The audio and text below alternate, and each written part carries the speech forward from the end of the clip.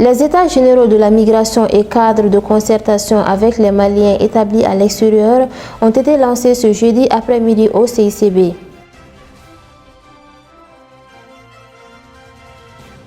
Le Conseil des ministres est réuni mercredi. Le Conseil a adopté des projets de texte et procédé à des nominations et entendu des communications. 82 terroristes ont été tués dans des affrontements entre des membres de Boko Haram.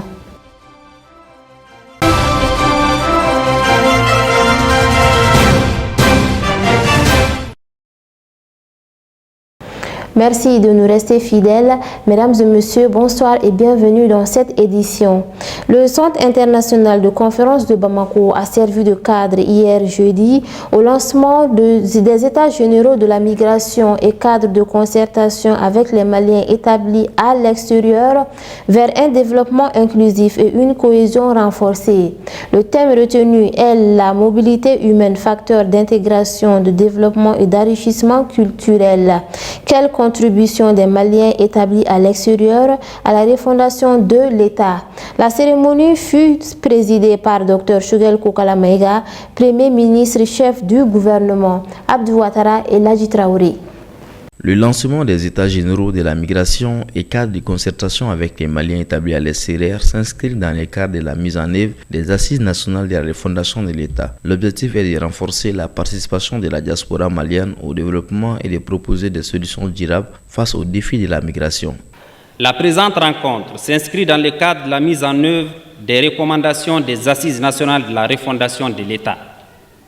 Elle vise à créer les conditions d'une participation accrue de la diaspora malienne au développement socio-économique et au renforcement de la cohésion, de l'unité et de l'entente au sein des Maliens établis à l'extérieur et de réfléchir à des solutions communes, durables face aux enjeux migratoires du moment.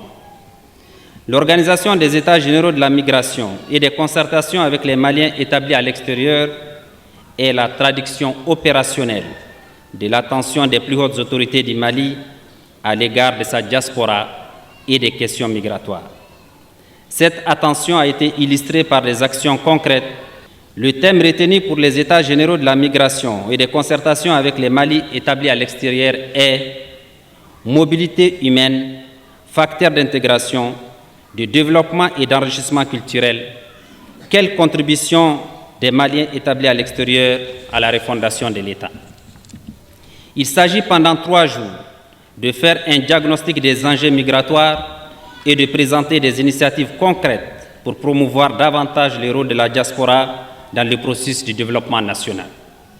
Les Maliens établis à l'extérieur constituent incontestablement une composante importante du capital humain national, un potentiel inestimable en termes d'expertise diverses dont le rôle dans le processus du développement est une réalité. Leur engagement est une source d'épargne mobilisable pour le financement du développement.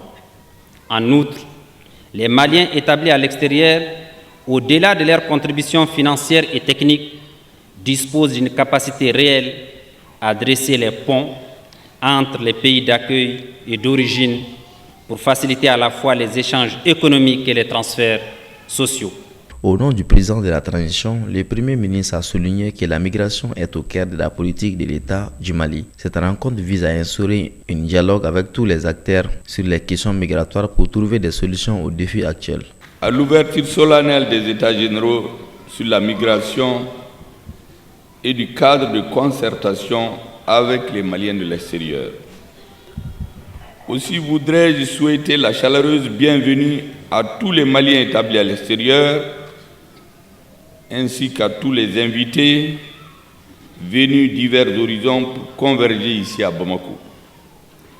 La migration est au cœur de la politique de l'État malien, destinée à faire de notre diaspora un des leviers de développement économique, social et culturel de notre pays.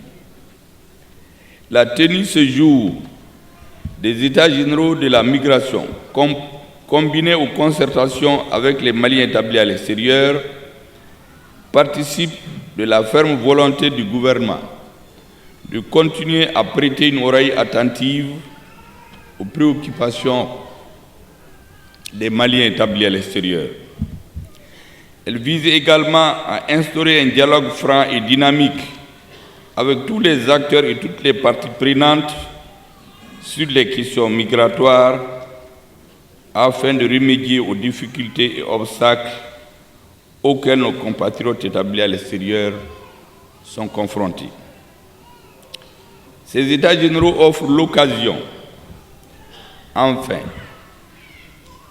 de mener des échanges féconds entre les Maliens de l'intérieur et ceux établis à l'extérieur pour explorer les voies et moyens d'instaurer une gouvernance durable des migrations. Mesdames et messieurs, le fort engagement politique du Mali se justifie par la dimension historique de la migration, son ancrage social et sa portée économique et politique.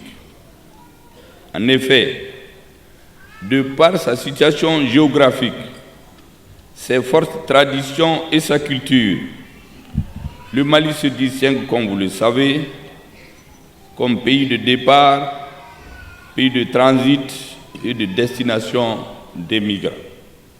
À noter que ces états généraux de la migration et cadres de concertation avec les Maliens établis à l'extérieur vont permettre aux acteurs de trouver des solutions aux défis de la migration. Le gouvernement a décidé de suspendre jusqu'à nouvel ordre l'importation de la farine de blé et des pâtes alimentaires le août dernier. Cette mesure va permettre aux unités industrielles de conquérir le marché national.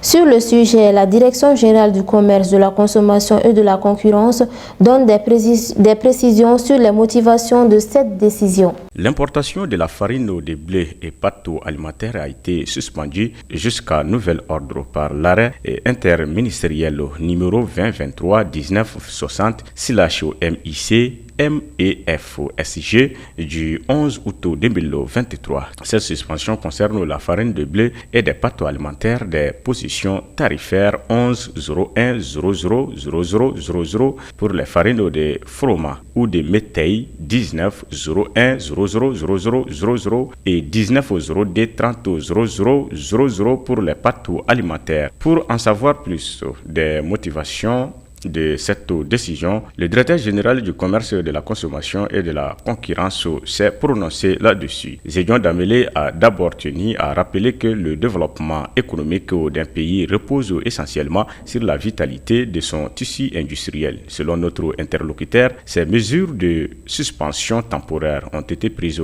pour sauvegarder les unités industrielles, promouvoir la production nationale et préserver les emplois créés. Tout cela conformément à la vision des autorités de stimuler la production nationale pour aller vers l'autosuffisance. Nos unités industrielles sont confrontées à d'énormes difficultés relatives à la commercialisation de leurs produits. Ces difficultés menacent l'existence de ces usines et les efforts déployés par le gouvernement dans le cadre de sa politique de soutien aux unités industrielles.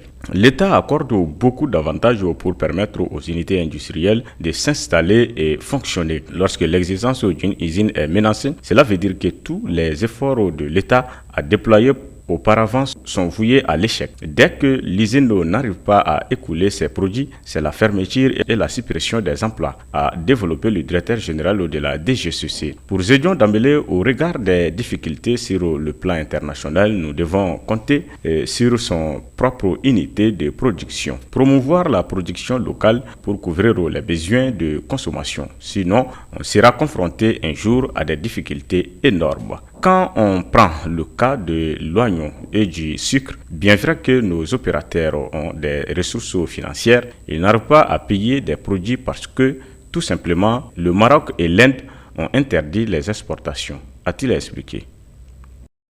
Les groupes armés terroristes ont mené des tirs d'obus dans la ville de Tombouctou très tôt ce vendredi matin aux environs de 8 heures. L'incident a troublé la tranquillité de la population selon un communiqué de la direction de l'information et des relations publiques des armées d'IRPA. Aucune perte en vies humaines ni de dégâts nets à déplorer. Restons toujours avec les femmes. Des militaires ont désamorcé un engin explosif improvisé ce jeudi sur l'axe Sévaré-Bajangara sur la route nationale 15, précisément à Yawakanda, à 15 km de la ville de Bajangara. L'opération a été menée sans incident majeur. Le Conseil des ministres s'est réuni en session ordinaire ce mercredi 17 août 2023 dans sa salle de délibération au palais de Koulouba sous la présidence du colonel Assimi Goïta, président de la transition chef de l'État.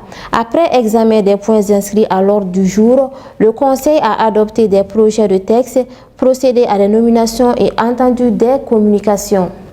Sur le rapport du ministre de l'économie et des finances, le Conseil des ministres a adopté un projet de décret portant approbation du marché relatif à l'achat de 15 000 tonnes d'engrais et livraison à Bamako au profit des bénéficiaires du programme de résilience du système alimentaire en Afrique de l'Est. Le gouvernement du Mali a adopté en 2017 une politique nationale de sécurité alimentaire et nutritionnelle. L'objectif global de cette politique est d'assurer la sécurité alimentaire de la population, d'améliorer l'état nutritionnel des couches les plus vulnérables et leur capacité de résilience. En vue d'anticiper sur une insécurité alimentaire et de renforcer la résilience des paysans, le marché relatif à l'achat de 15 000 tonnes d'engrais est conclu entre le gouvernement de la République du Mali et l'Office sérifien des phosphates pour un montant de 11 300 000 €, soit 7 412 314 100 francs CFA, toutes taxes comprises. Sur le rapport du ministre de l'Urbanisme, de l'Habitat, des domaines de l'aménagement du territoire et de la population, le Conseil des ministres a adopté un projet de décret portant affectation au ministère de l'Agriculture des parcelles de terrain objet de titre foncier numéro 231 et numéro 315 du cercle de Ségou 6 à Ségou. Les parcelles de terrain objet de la présente affectation